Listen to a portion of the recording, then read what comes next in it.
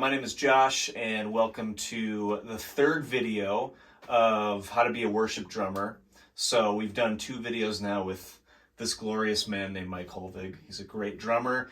He's been at Brook, 12 years? Insane. And so for this third video, we're going to kind of, so you gave us tons of information, really great information, some examples. So in this video, I want to kind of condense it all and we're going to show you like the bad way to do something and then the good way to do something. But first, we're just going to condense everything into 3 bullet points that you've written, and they're so great. The first one is serve the song. So what do you got under serve the song? Well, to me, the song is the melody and the vocal. That's the song. Yep. And serving that means we're not trying to step on it or get in the way. We want to support it and let the song for sure do its job. So just stay out of the way. Yep. And serve it. That's pretty good. I think even musicians other than drummers, like as a guitar player, I don't think about that a lot. Like the vocal and the melody, that's the song. So we need to do whatever we can to not get in the way of that. That's great. Okay, the second one is play with consistency and authority. Really, what that boils down to is focus. Like my favorite players, they're not drifting off into space in the middle of a song and like playing whatever. They're really focusing in on every note.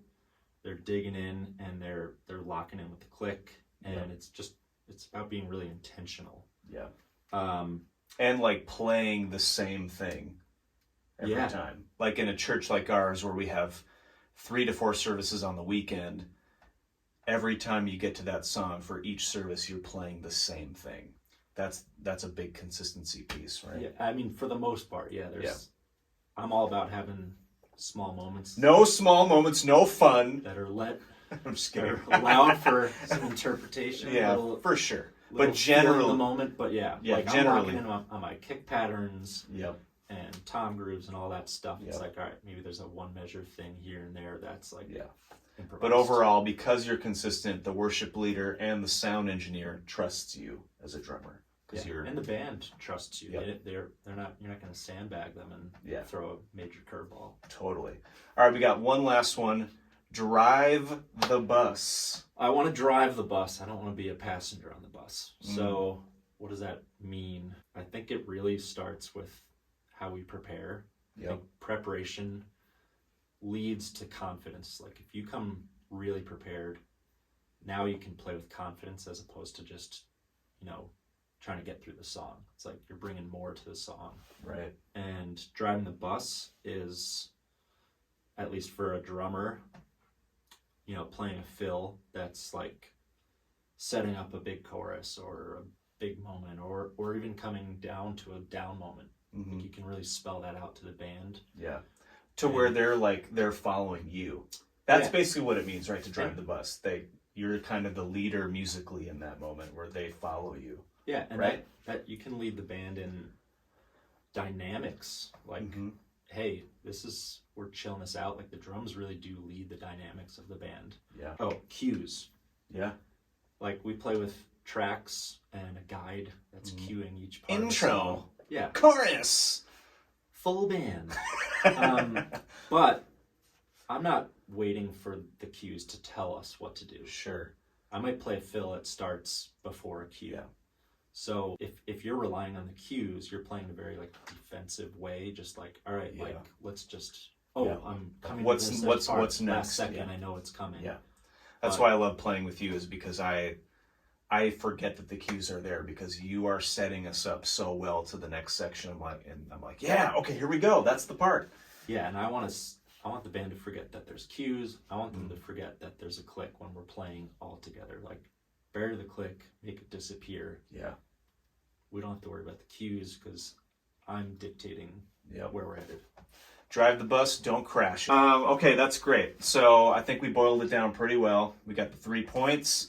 So now what we're going to do is Mike is going to try his very best to disregard the 3 points and play to only his preferences and we'll see what that looks and feels like and sounds like, and then we'll do another version after that. Should we try this? Let's go for it.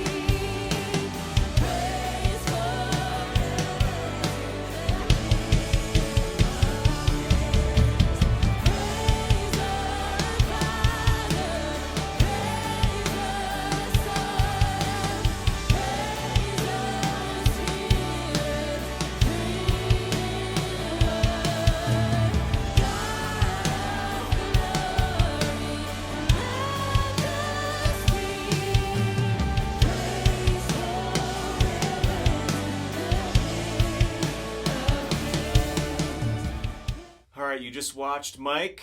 So we called that the wrong way to do it. So can you explain what you did, what you shouldn't have done, like however you want to explain what you just did? Yeah, I'll try.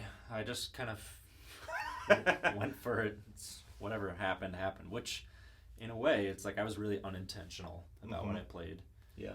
I would say. So it starts with that tom groove, and I just didn't really drive that part and, make a statement with what I was playing. Yeah, it kind of just happened. Yeah, it happened to me instead of me making it happen. For sure. And it just lacked some energy and power, I think. Mm-hmm.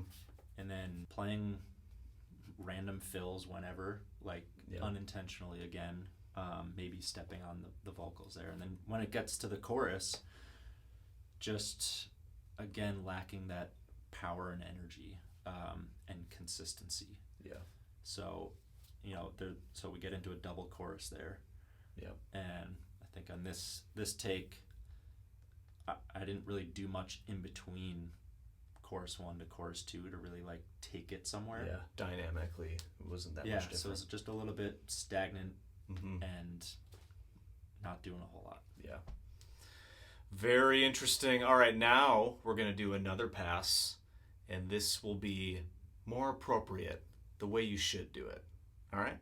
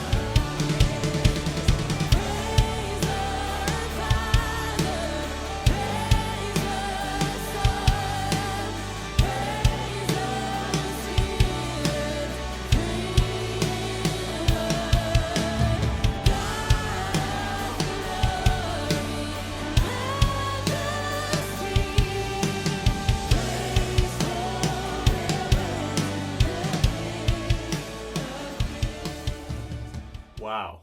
Okay. I learned a lot there.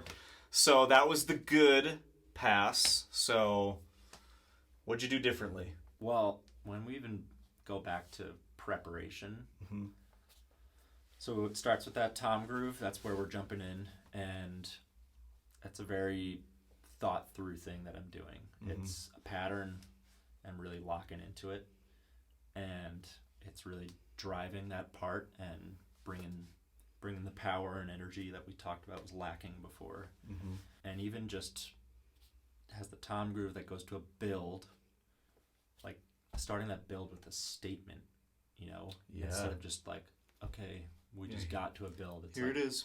Yeah, for sure. how we even start that matters, and then setting up the big chorus, which is like huge epic moment. So Yep. you want to match the energy of that song and the power of the song in that moment, and hopefully I was able to accomplish that. Totally. Yeah, I mean, it was night and day difference, and I'm not even a drummer, but now I kind of want to be. Great, you guys. I hope that was helpful for you. Hopefully you learned a few things. If this is helpful for you, subscribe to the channel. We are hoping to release content on here every month, so stay tuned for more, and happy playing. See you later.